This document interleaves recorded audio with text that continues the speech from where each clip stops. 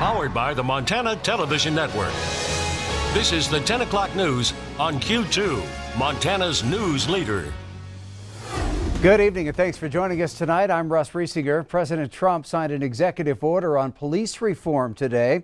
It comes after weeks of protests, some peaceful like the ones here in Montana, and some not so much, and also threats from some states to defund their police departments. Well, President Trump called for finding common ground on police reform and doubled down on his pledge for law and order. The president met with law enforcement officers, the families of victims of police brutality, even reading their names before the signing. But he did not address the heart of protesters' concerns, systemic racism. He called the percentage of bad police officers tiny and vowed harsh penalties for rioting and looting. Americans want law and order. They demand law and order. They may not say it. They may not be talking about it, but that's what they want. Some of them don't even know that's what they want, but that's what they want. And they understand that when you remove the police, you hurt those who have the least the most. On Capitol Hill, lawmakers in both the House and Senate are working on competing police reform packages, with Democrats pushing for more broad systemic change. Well, a series of crimes happening across Gallatin County, and those crimes are targeting police. The Gallatin County Sheriff says vandals left messages and stole blue line flags at the homes of police and their families. MTN's Cody Boyer talks to victims and law enforcement.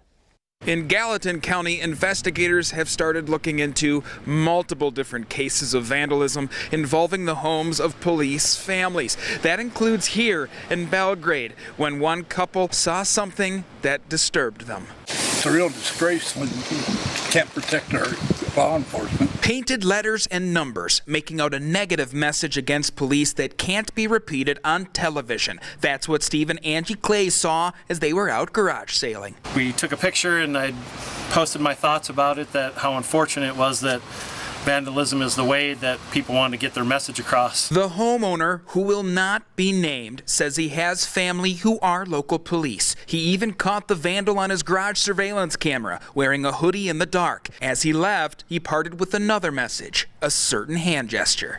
They should keep their distance away from my house. It's kind of disheartening how many other law enforcement get the same thing. There's no reason for it. I mean, what does that do? Sheriff Brian Gutkin says it isn't the first report like this. The family of Deputy Jake Almendinger, who lost his life while trying to help a stranded motorist last October, were victims again. They've had their blue line flag stolen numerous times, and then someone left a note at the residence. Another occasion where the message is too vulgar for television. Something like this is so horrible and despicable, but it also rips open that scar and that wound. Sheriff Gutkin says it's a disturbing problem, one that he feels can be solved differently. I mean, if you have a problem with us, then I just met with a person last week face to face so we could actually have a discussion and answer their questions and their concerns and be transparent and explain to them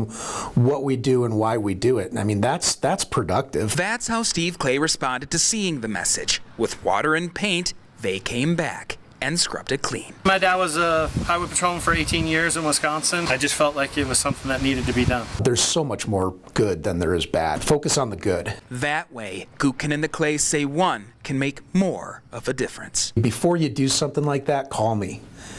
Call me and come visit with me, and I'll meet with you face to face, and I will give you all the respect in the world. Everyone that puts this badge and this uniform on does it for one reason or should do it for one reason and one reason only. That's to help people. In Belgrade, Cody Boyer, MTN News. Gallatin County Sheriff's deputies are looking into this case, saying the people responsible could be facing charges like criminal mischief or theft. Bighorn County reporting a third death from COVID-19. They say the woman was in her 30s and had been in the hospital for COVID-19. Now, the county also adding 2 other confirmed cases this afternoon, a female patient in her 20s and a male in his 30s. Both were found through contact tracing. This brings the state's total active cases to 64, and 20 people have now died. The Billings City Council is still working toward adopting a 2021 budget and is trying to make cuts to help fill a $7 million hole. Last night, the council directed city staff to bring back more information on what effect $2.5 million in cuts would do to its departments. Those proposed cuts would be distributed into thirds, with about $800,000 cut from the police and fire departments. The same amount is proposed to be moved from the general fund parks budget into Park District 1 assessment. Finally, the other $800,000 would come from the city's reserves. No final decisions have been made on what exactly may be cut from the department, but some council members said they didn't want to see cuts to services like those provided by Rose and South Park pools. Council is scheduled to adopt the 2021 budget at a meeting next Monday, but some council members indicated they wanted to spend more time on the topic, possibly pushing the adoption date a little further out.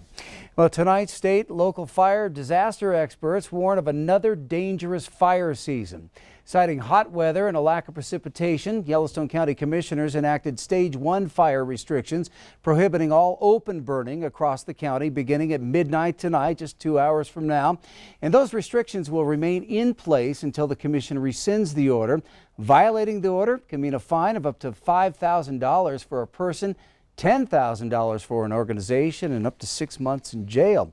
Wildland fires are already burning across the state, and today firefighting leadership met virtually to brief Montana Governor Steve Bullock.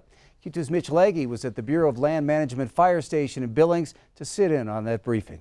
Federal, state, and local fire management agencies are all preparing for an above-average fire season across the state of Montana, and firefighters will have to do their work while under COVID-19 restrictions. Department heads of all of the agencies met today with Montana Governor Steve Bullock to preview the season. Representatives from the Forest Service, Bureau of Indian Affairs, National Guard, and others were all on the Zoom call. Montana had a pretty easy fire season last year, but officials are expecting it to be worse in 2020.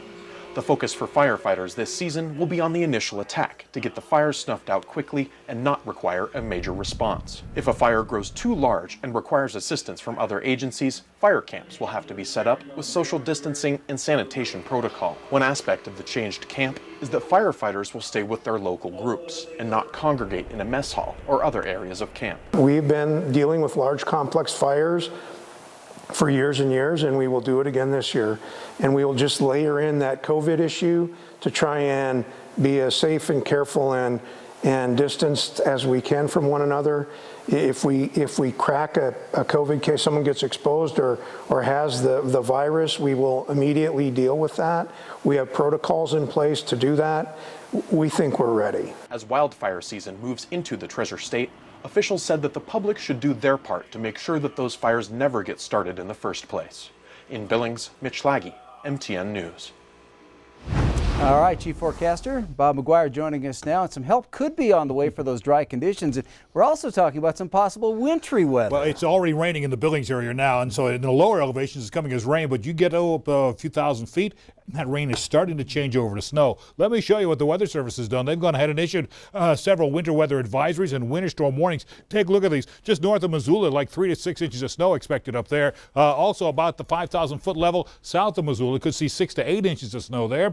Over there by Butte, maybe 12 to 15 inches of snow expected in that region above the 6,500-foot level. Southwestern Montana, more like 8 to 12 inches at the 5,500-foot level. Over in the Beartooths, it's 6 to 8 inches of snow falling there. That's what we're expecting tonight, right on through Thursday morning. And then you'll notice there in Wyoming, we had a red flag warning that ended at 7 o'clock tonight. So that threat is pretty much gone, but we are seeing some more showers. Maybe as much as 3/4 of an inch of rain going to fall in the Billings area over the next 2 or 3 days. We'll have the rest of your forecast in a few more minutes.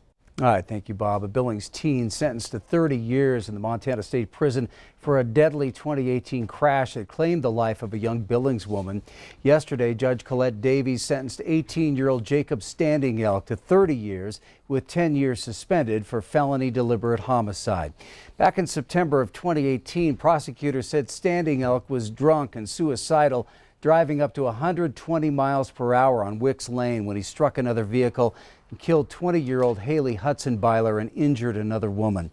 Standing Elk was 16 at the time and agreed to plead guilty to charges this past winter. The judge also ruled that Standing Elk must pay roughly $47,000 in restitution and will register as a violent offender. The court will review his sentence when he turns 21. Well, as with almost everything else, the COVID-19 pandemic is creating some unprecedented obstacles in the taking of the 2020 census. That could have a big impact on Montana's future. After narrowly missing getting back a second seat in the U.S. House of Representatives in the 2010 census, the prevailing thought was that Montana would have a large enough response this year to earn that representation in Congress. Well, a low turnout could put that in jeopardy, possibly. In past census years, you might get a knock on your door if you didn't turn your form in, but this year with COVID-19 spreading, the U.S. Census Bureau changed the way it does operations, instead putting more focus on responding online by the phone or just leaving questionnaires on the porch. So far, the return in urban cities has been normal, but not from rural areas and reservations. Jeff Essman is one of 5 members of the state's Districting and Apportionment Committee. We have one person that's trying to represent the economic interests and the other policy interests of more than 1 million people. If we have 2 congressmen, obviously they can serve on twice as many congressional committees. The economies of eastern Montana and western Montana are starkly different, and they'd have more attention from a congressman to serve their needs in terms of their relationship with the government.